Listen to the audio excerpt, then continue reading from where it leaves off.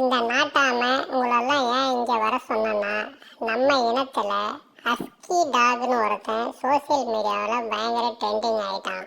இந்த வீடியோ பார்த்த மற்ற டாக் ஓனர்ஸ் அவங்களோட டாகை இந்த மாதிரி நீங்களும் டான்ஸ் ஆடுங்கன்னு சொல்லி டார்ச்சர் பண்ணுறாங்களாம்.